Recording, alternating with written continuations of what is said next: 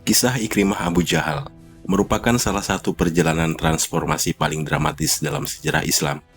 Ia adalah putra dari Amr bin Hisham, yang lebih dikenal sebagai Abu Jahal, tokoh Quraisy yang paling keras menentang dakwah Nabi. Sejak kecil, Ikrimah tumbuh dalam lingkungan kekuasaan, kemewahan, dan kebencian terhadap Islam. Sebagai pewaris kehormatan Bani Makhzum, ia dididik untuk mempertahankan tradisi nenek moyang dan memandang Islam sebagai ancaman bagi tatanan sosial Mekah. Loyalitasnya kepada ayahnya sangat kuat, sehingga ia terlibat dalam berbagai upaya menekan kaum muslimin, termasuk mendukung boikot terhadap Bani Hashim serta penyiksaan terhadap para pengikut Nabi. Permusuhan Ikrimah mencapai puncak pada Perang Badar. Ia turun ke medan perang bersama pasukan Quraisy yang jumlahnya lebih besar dibandingkan kaum muslimin. Dalam pertempuran tersebut, Ikrimah menyaksikan sendiri kekalahan Quraisy dan kematian ayahnya. Abu Jahal terbunuh setelah diserang dua pemuda Ansor, sementara Ikrimah yang berusaha menyelamatkan dipukul mundur. Peristiwa itu meninggalkan luka mendalam, sekaligus dendam besar dalam dirinya. Sekembalinya ke Mekah, ia mewarisi kepemimpinan, kekayaan, dan permusuhan ayahnya. Ia bersumpah menggunakan seluruh kemampuannya untuk membalas kekalahan Badar dan menghancurkan Islam. 1 tahun kemudian, Ikrimah menjadi salah satu komandan utama Quraisy dalam Perang Uhud. Bersama Khalid bin Walid, ia memimpin kavaleri di sayap kiri. Pada awal pertempuran, pasukan Quraisy mengalami tekanan akibat strategi Nabi yang menempatkan pemanah di atas bukit. Namun ketika sebagian pemanah meninggalkan posisi mereka untuk mengumpulkan harta rampasan, Ikrimah dan Khalid memanfaatkan celah tersebut. Mereka memutar pasukan kavaleri dan menyerang dari belakang, menyebabkan kekacauan di barisan muslimin. Serangan itu mengubah jalannya perang dan memberikan Quraisy kemenangan taktis meskipun tidak memadamkan kekuatan Islam. Bagi Ikrimah, peristiwa Uhud dianggap sebagai pelampiasan dendam atas kekalahan di Badar. Permusuhan Ikrimah berlanjut pada Perang Khandaq. Ia tergabung dalam koalisi besar yang mengepung Madinah. Namun strategi parit yang diterapkan kaum muslimin membuat pasukan sekutu tidak dapat menyerang secara langsung. Dalam upaya mencari celah, Ikrimah bersama beberapa ksatria berhasil melompati parit. Salah satu duel paling terkenal terjadi ketika Amr bin Wud ditantang oleh Ali bin Abu Thalib.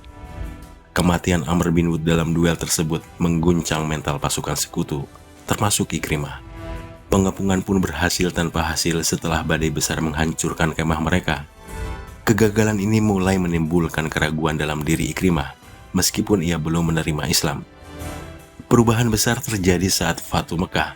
Nabi Muhammad datang dengan pasukan besar untuk menaklukkan kota tanpa pertumpahan darah. Sebagian pemimpin Quraisy menyerah, namun Ikrimah memilih melawan. Ia mengumpulkan sisa-sisa pasukan fanatik dan menghadang salah satu jalur masuk. Pertempuran singkat terjadi, tetapi pasukan Ikrimah dapat dikalahkan. Ia melarikan diri ketika mengetahui namanya termasuk dalam daftar orang yang boleh diperangi karena kejahatan masa lalu. Ia meninggalkan Mekah menuju Yaman dengan rencana menyeberang ke Habasyah. Dalam pelarian itu, ia kehilangan kedudukan dan perlindungan, menjadi seorang buronan yang ketakutan. Saat menyeberang laut, kapal yang ditumpanginya diterjang badai. Dalam kepanikan, nahkoda meminta seluruh penumpang memurnikan doa hanya kepada Allah. Pernyataan itu mengguncang hati Ikrimah. Ia menyadari bahwa dalam keadaan genting, orang-orang musyrik pun meninggalkan berhala mereka dan memohon kepada Allah. Ia kemudian bernazar, jika selamat, ia akan mendatangi Nabi dan memeluk Islam. Badai pun mereda, memberikan kesempatan baginya untuk menepati janjinya. Sementara itu, istrinya Ummu Hakim telah lebih dahulu masuk Islam. Ia memohon jaminan keamanan kepada Nabi untuk suaminya. Nabi mengabulkan permintaan tersebut tanpa menyimpan dendam. Ummu Hakim akhirnya mengejar Ikrimah hingga bertemu di tepian pantai dan menyampaikan kabar bahwa ia telah diberi ampunan. Ikrimah terkejut, namun akhirnya memutuskan kembali ke Mekah. Dalam perjalanan pulang, ia semakin terkesan oleh keteguhan istrinya yang menolak berhubungan dengannya karena berbeda agama. Hal itu memperkuat keyakinan bahwa Islam memiliki prinsip moral yang tinggi. Ketika Ikrimah tiba di Mekah, Nabi memerintahkan para sahabat untuk tidak mencela Abu Jahal demi menjaga perasaan Ikrimah. Nabi menyambutnya dengan sikap penuh kelembutan. Sikap ini meluluhkan hatinya. Ikrimah kemudian mengucapkan syahadat dan memohon ampun atas seluruh permusuhan yang pernah ia lakukan. Nabi mendoakan dan menerima taubatnya. Ikrimah pun berjanji akan menebus masa lalu dengan mengerahkan seluruh harta dan tenaga untuk membela Islam. Setelah masuk Islam, Ikrimah berubah total. Ia dikenal sebagai pejuang yang berani sekaligus ahli ibadah. Ia sering menangis saat membaca Al-Quran, menyesali masa lalunya. Setelah wafatnya Nabi, ia turut serta dalam perang melawan pemberontakan pada masa Khalifah Abu Bakar.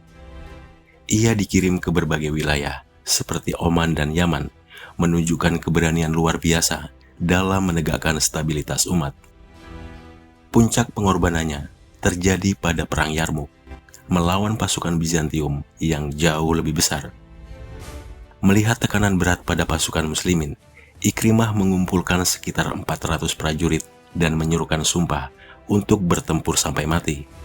Ia mematahkan sarung pedangnya sebagai simbol tidak akan mundur. Pasukan kecil ini menerjang barisan musuh dan berhasil menahan laju mereka, memberi kesempatan bagi pasukan utama untuk menyerang balik. Pertempuran berakhir dengan kemenangan kaum muslimin, namun Ikrimah terluka parah. Dalam kondisi sekarat, ia bersama dua sahabatnya saling mengutamakan satu sama lainnya ketika ditawari air minum. Ketiganya wafat sebelum sempat meminum setetes air pun. Ikrimah meninggal dengan puluhan luka di tubuhnya, menandai keberanian dan pengorbanannya. Ia wafat sebagai syahid setelah sebelumnya dikenal sebagai musuh keras Islam. Perjalanan hidup Ikrimah menunjukkan perubahan dari kebencian mendalam menjadi pengabdi total. Dari putra musuh terbesar Nabi, ia menjadi pembela Islam yang mengorbankan harta dan nyawanya. Kisahnya menegaskan bahwa tidak ada hati yang terlalu keras untuk menerima hidayah, dan tidak ada masa lalu yang terlalu kelam untuk diampuni. Transformasi Ikrimah menjadi bukti bahwa taubat yang tulus mampu mengubah seseorang menjadi pribadi yang mulia dan dikenang sepanjang sejarah.